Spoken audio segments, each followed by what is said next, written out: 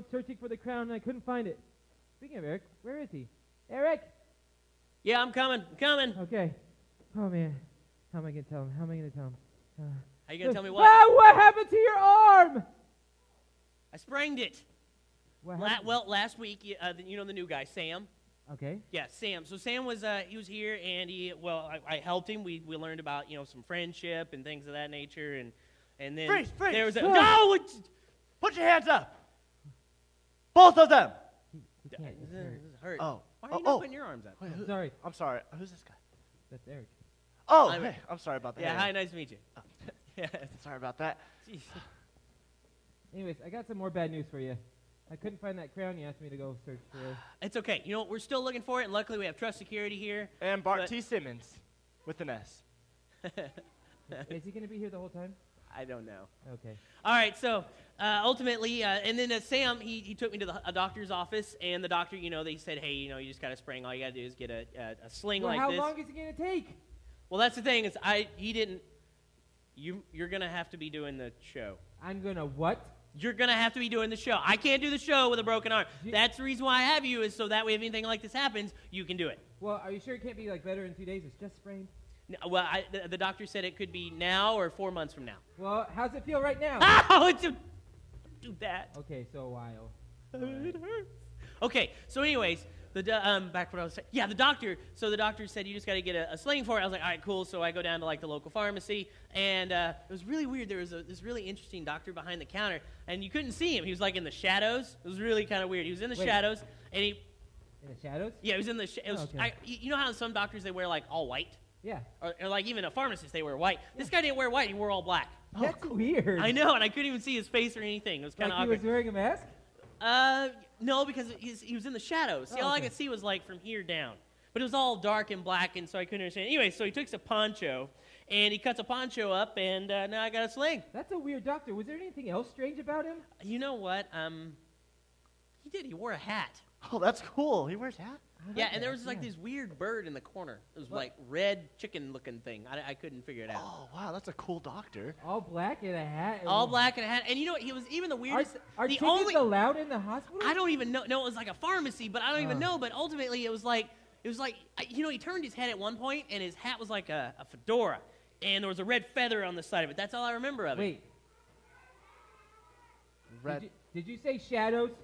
Lots of shadows. There was lots of shadows. There was a hat and a red feather, and you couldn't see his face. It was all black. Wait, was there a teddy bear? You think this was a red header? Sir, I don't think. I know. I'm Bart T. Simmons.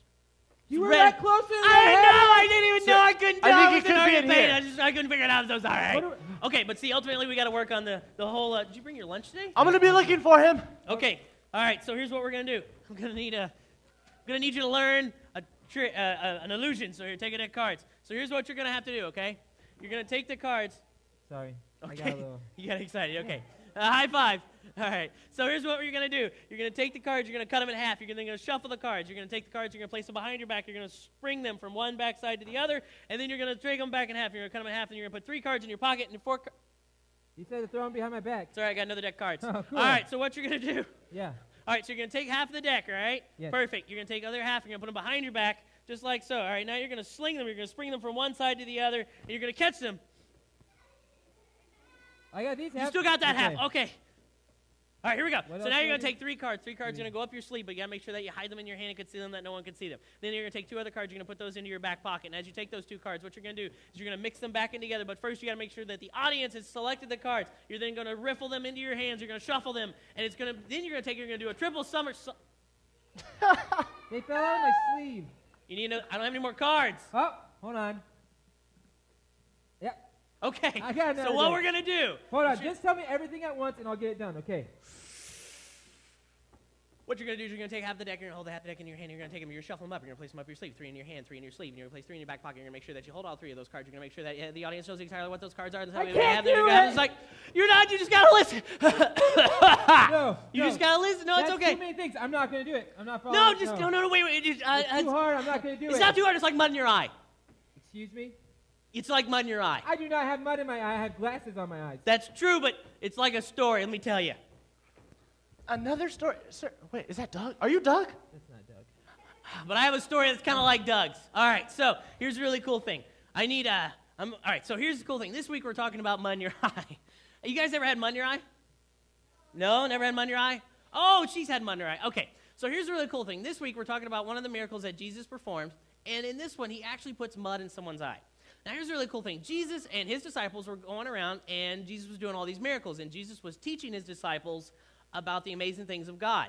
Now his disciples were walking around with Jesus, and in the town they saw a blind man. Now he was kind of like a beggar, all right, and he had been blind from birth. Now one of the disciples looks at Jesus and goes, Jesus, what kind of sin has this man done, or his parents sinned, for him to be blind for his entire life? And Jesus goes, he hasn't sinned. Matter of fact, his parents haven't sinned to be blind at this point. See, what he's blind for is to be able to show God's glory and for him to see God's glory. And the disciples are like, what? No, what? And so Jesus bends over, he spits on the ground, and he makes mud in his hands, all right? And he puts the... I'm going to show you, actually. Kevin, come here. Okay. All right, bring that bag with you. All right, so here's what we're going to need. We're going to need a little bit of dirt. Just kind of shake it over, and we have the bag. Can you open that up for me?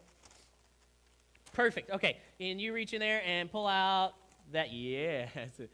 No, don't eat that. That's our dirt, okay? So we're going to imagine for a moment that right here we have some dirt, okay? Now, just like that with dirt, you're going to need a little water. Now, Jesus didn't have any water, and so he was in the town. So what he did, he does the next best thing. There we go. Okay, cool. So now what he does, he spits on the ground, he rubs it in the ground, and he makes mud in his hands. All right, so we're going to make a little mud. All right, cool. 1, 2, mud. All right, reach in there, grab what you find. Ah. Yeah, I know, it's a little messy. It's okay. So now we've got mud, okay?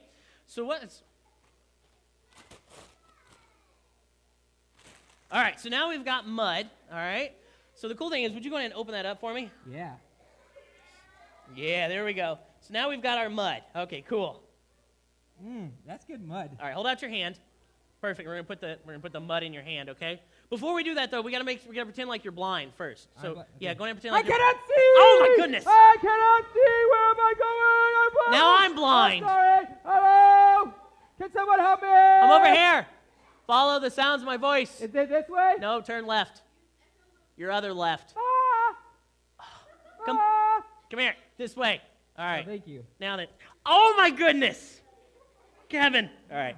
It's okay. So here's what we're going to do. Ow! We're trying to... I'm blind! All right. So here's what Jesus does. Jesus makes mud in his hands, right? So what Jesus does, he reach over, he takes a little bit of that mud, and he rubs it in his eyes. Just a little in his eyes. That's all he does. Takes a little mud. And make sure he rubs it in both eyes. Just a little. Yeah. So you get a little mud in the eye. All right. Now then. So Jesus has rubbed a little mud in his eyes. Now what he does is he tells the he tells the blind man to go to Siloam. Now Siloam. Well, how do I get there if I'm blind? Now Siloam, hold on. Siloam was a place of like a spring. All right, so it was like a washing area where everybody would go, and it was in the temple. So now what I want you to do is I want you to go and wash your eyes, just like Jesus said. Go and wash your eyes at Siloam. Where am I going? Just turn to your left. Now walk forward. Keep walking. You walk a little quicker, you'll get there faster. Now go ahead. You can walk a little faster. Keep going. I can hear children. This is not safe. Oh, maybe you should turn around then. Ow. All right, turn around. Okay. All right. Can we walk a little faster now? No. All right, come on. All right, keep walking. Go straight. Don't turn. Keep going. Turn to your left a little. This is scary. There you go. Keep walking. I cannot see. Just keep walking. You're going to make it. There you go. There's the door. Yeah, I found a door. Okay, so he tells him to go wash. Now, the interesting thing is this guy's been blind from birth. So he goes to the well. Now, of course, there are many people around there that are also at Siloam as well. It's in the temple, and everybody just hangs out there because that's where they've said that they're supposed to go to be healed. Well, this blind man has mud in his eyes, so he walks up to the pool, and he reaches into the pool, and he starts washing his eyes, all right? So this is so cool. So he reaches in and... I can see! Look at I can see! Oh, my goodness, what am I going to do? I can see! Oh! And everybody's freaking out, and they're going... He can see! Wait a minute. No, that's not the same guy. So for a moment, we'll pretend like this guy's name is Bill. Now, Bill has been blind from birth, right? So Bill's all of a sudden, I can see! And everybody's going, is that Bill? And they go, no, it's not Bill because he's been blind, but it looks like Bill. And then they're like, wait a minute, that has to be Bill. And then they go, oh my gosh, that's Bill! And now he can see! What are we going to do? What are we going to do? What are we going to do? Oh, this is so cool. Who did that? Who did it? And he goes, Jesus. They go, what? Where is he? He goes, I was blind. How do I know? He put mud in my eye, and now I can see. So they're just like, all the Pharisees are like, whoa, what's going on with this? So here's a really cool thing, though. You know what? Because of the fact that he believed in God, and he believed in what great miracles God could do, and he did as he was told and followed God, he was healed. And God healed his eyes. So that leads us to one of what our saying is for today, believe in the power of obedience. Now, here's the thing. To believe in the power of obedience is even like believing in what, listening to what your mom and your dad tell you to do. Now, I'll be honest, how many of you guys, raise your hand, have had issues with sometimes listening to what mom and dad say or listening to what your teachers say and following the rules? Yeah, I have the same problem too. I know exactly what it's like, okay? Man, I have it too. And so here's the thing. If we just follow in obedience, God will help us. So here's what we're going to do. We're going to pray, all right? So we're going to close our eyes. We're going to bow our heads. And we're going to, God, thank you so much for what you've given us. But God, also, we need to listen. You know what it takes for us to be able to follow your rules and the great things that you do for us. And that we have to we look to the Bible, Lord, because we know that is just like a big recipe. And if we follow what it says in the Bible and listen to your word, you will be able to do great things for us. And with that, amazing things will happen in our lives. And Lord, we thank you for all the things you've given, and all God's people said, amen. All right. So here's the really cool thing. That's all you got to do. You just got to listen to what it says in the Bible, and you'll be able to follow, okay? All right, so here's the really cool thing. We're going to go back, and you want to see what happens next? Yeah? All right, here we go.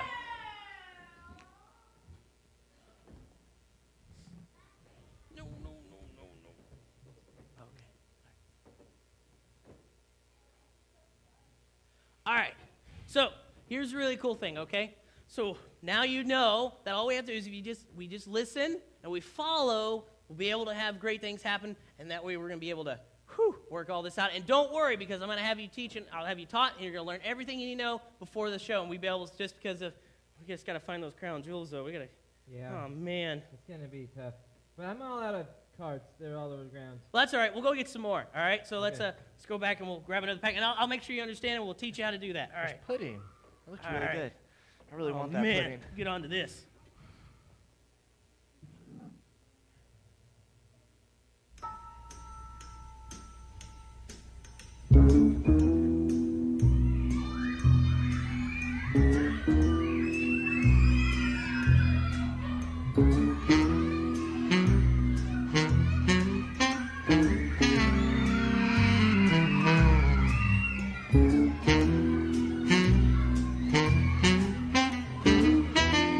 Oh, I forgot the pudding.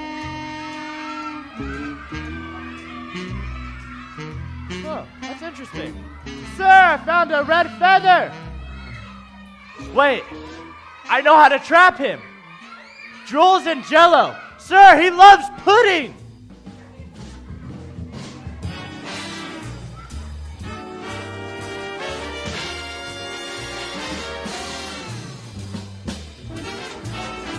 Oh my goodness. Did you guys see him come out of a secret trap door in the chairs? That was crazy. I was sitting up there and all of a sudden the Red Hatter came running down. I'm like, I didn't even realize it until he was gone. Otherwise I would have caught him. Man. All right, now. What?